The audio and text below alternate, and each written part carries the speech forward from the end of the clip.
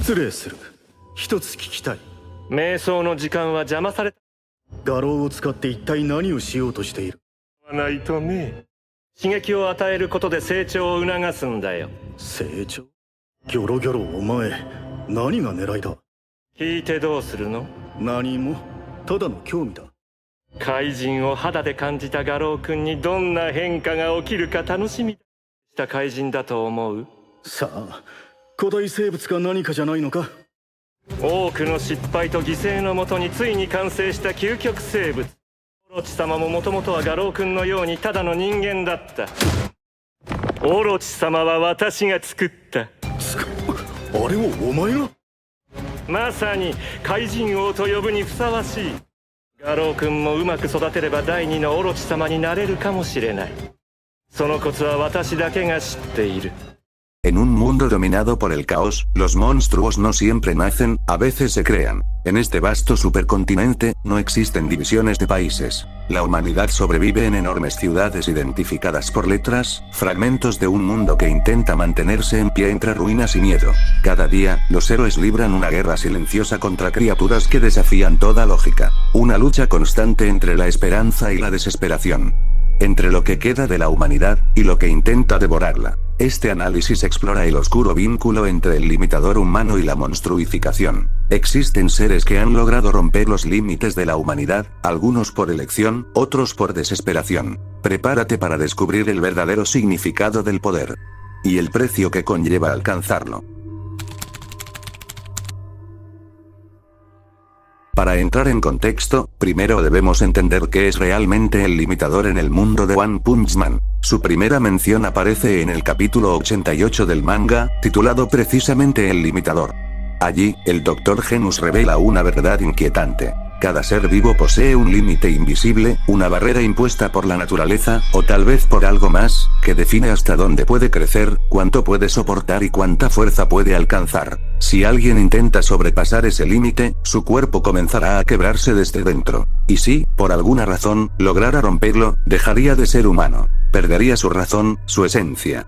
Y algo completamente nuevo, y aterrador, emergería en su lugar. Lo más perturbador es que el propio Dr. Genus menciona a Dios, afirmando que este ser fue quien diseñó ese límite, un rango de crecimiento que mantiene a cada criatura dentro de la cordura y la supervivencia. Pero, ¿a qué Dios se refiere exactamente? ¿Será el mismo que hemos visto en las oscuras apariciones del manga, aquel que susurra desde otra dimensión? ¿O acaso habla de una entidad aún más antigua, algo que incluso ese Dios teme? Quizás, fue ese ser desconocido quien puso las barreras que separan a los humanos de los monstruos. Pero eso, probablemente sea tema para otro video. A esta restricción se le llama limitador. Y aunque romperlo parece imposible, existe la mínima posibilidad de que alguien lo logre. Pero quienes lo intentan, deben estar dispuestos a pagar el precio más alto: su humanidad. Ahora bien, ¿qué quiso decir Gyoro Gyoro cuando afirmó que él es el único que conoce el método para convertir a un humano en monstruo? En su conversación con Phoenix Man, Gyoro Gyoro revela parte de su plan. Explica que envió a dos monstruos a vigilar a Garou, Royal Reaper y Dios Insecto. Su objetivo es asegurarse de que Garou cumpla con la misión impuesta por Lord Orochi. Una prueba brutal. Traer la cabeza de un héroe como ofrenda, para demostrar que ha abandonado por completo su humanidad.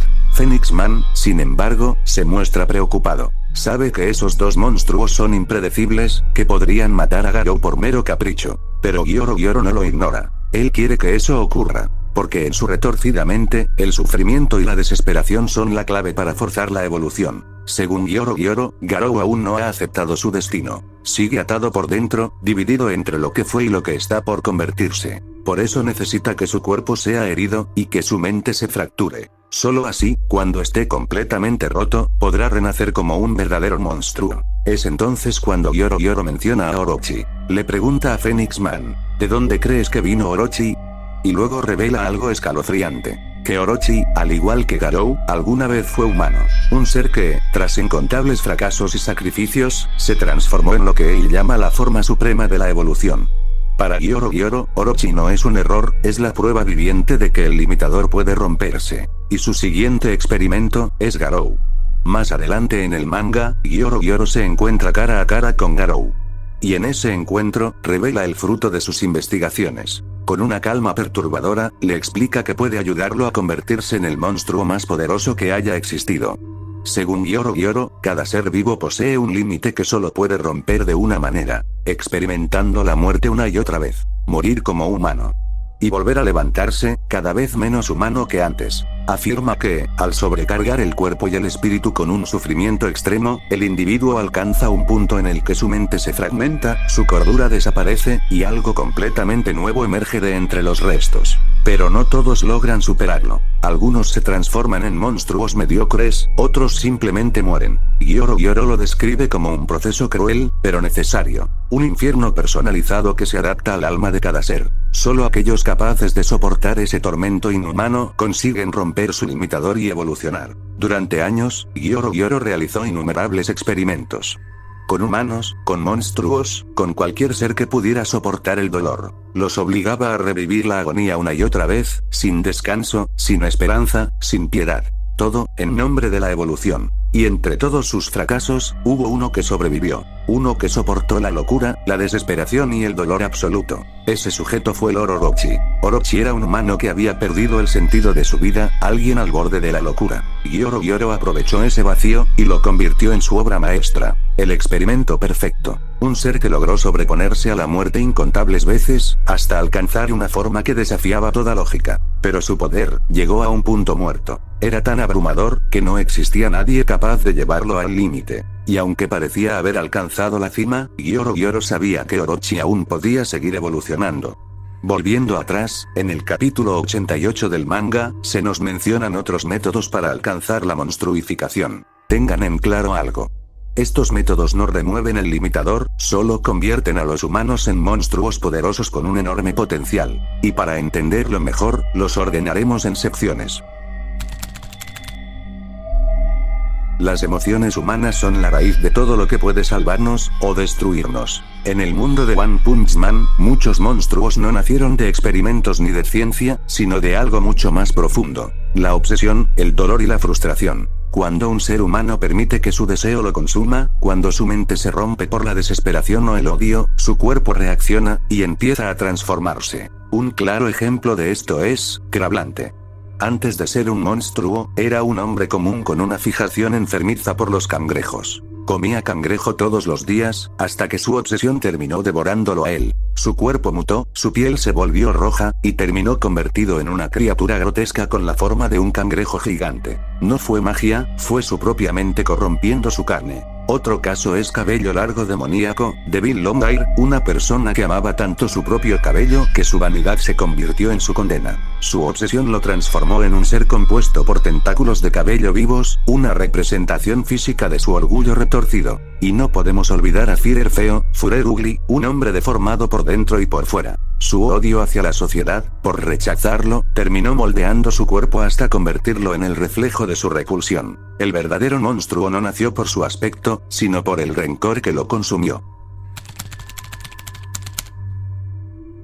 No todos los monstruos nacen del dolor. Algunos son creados. Las llamadas células de monstruo fueron desarrolladas por la Asociación de Monstruos para producir seres de alto nivel. Son masas orgánicas vivas, palpitantes, esperando ser consumidas. Quien las ingiere siente su cuerpo arder desde adentro, una sensación entre la agonía y la euforía. Rompen la estabilidad del ser humano, pero no su limitador. Estas células transforman las habilidades ya poseídas por el individuo, potenciándolas más allá de lo natural, pero sin ofrecer una verdadera evolución ni perspectivas de crecimiento. En otras palabras, solo corrompen lo que ya existe, sin permitir que el usuario trascienda sus límites reales. Gouketsu, un artista marcial legendario, fue uno de los primeros en probarlas. Su cuerpo cambió, su poder aumentó, pero su mente fue devorada por la locura de la mutación. Chose, otro artista marcial, siguió el mismo camino, y ambos descubrieron que ese poder prestado no era una bendición, sino una sentencia. Incluso los ninjas Viento de Tempestad, Galewin, y Llama Infernal, el Fire Flame, cedieron ante la tentación de estas células, buscando fuerza absoluta sin entender que lo que obtenían no era crecimiento, sino una corrupción permanente de su esencia humana. El deseo de jugar a ser Dios siempre tiene un costo. Los casos de Rey Bíceps Branquial, Bíceps Brachitin, y el Dr. Kegao. Marugori son una muestra de lo que sucede cuando la ciencia se usa sin límites morales. Marugori se transformó en un gigante colosal tras ingerir una droga que su hermano creó, un genio que quiso romper el límite de la fuerza humana. Pero Marugori terminó perdiendo su humanidad en el intento. Dentro de la Casa de la Evolución, otros experimentos similares dieron origen a criaturas como Carnage, Kabuto y Zombieman, seres moldeados por la ambición y el ego científico. No fueron los primeros, pero sí los más cercanos a entender que, al intentar crear la perfección, lo único que obtuvieron fue horror. Existen otros que no fueron víctimas de la ciencia, ni de su propio deseo, sino de algo mucho más oscuro. El emperador vagabundo, también conocido como Homeless Emperor, recibió su poder de una entidad misteriosa que se hace llamar Dios.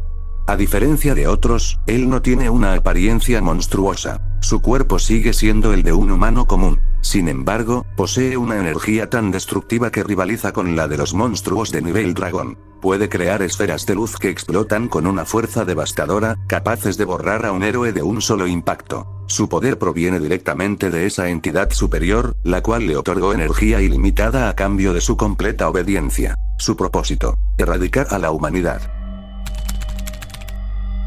El canibalismo entre monstruos también es una forma de evolución. Algunos seres aumentan su poder al devorar a otros, absorbiendo su energía vital y su fuerza. Un ejemplo claro es el rey de los monstruos Orochi, capaz de regenerarse y fortalecerse al consumir la sangre de sus enemigos.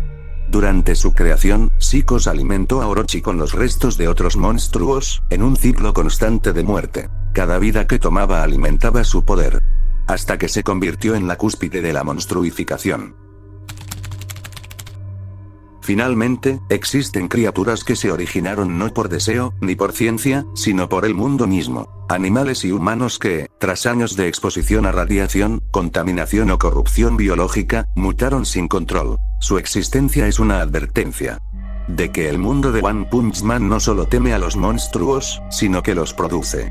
Uno de los ejemplos más curiosos es Gameverus, una tortuga doméstica cuyo dueño la arrojó al retrete. Tras fusionarse con los desechos tóxicos y criaturas de las alcantarillas, emergió convertida en una tortuga gigante de 3 cabezas, con una fuerza colosal y la habilidad de rodar como una esfera destructiva. Una prueba viviente de cómo la negligencia humana puede dar forma al horror. Y también está Vaccine Man, quizás el ejemplo más claro. Un ser creado como reacción directa de la Tierra ante la polución y la sobrepoblación. Un monstruo que literalmente representa el anticuerpo del planeta, el castigo natural contra la humanidad. Estas criaturas no buscan poder ni venganza personal. Su existencia misma es el resultado de un mundo enfermo, una respuesta natural a la destrucción constante del hombre. Ahora bien, sabiendo todos estos métodos de monstrificación, ¿cómo creen ustedes que se originó Black Sperm? Porque, siendo sinceros, su nombre deja demasiado a la imaginación. ¿Salió de un experimento fallido, o de algo más humano? Los leo en los comentarios.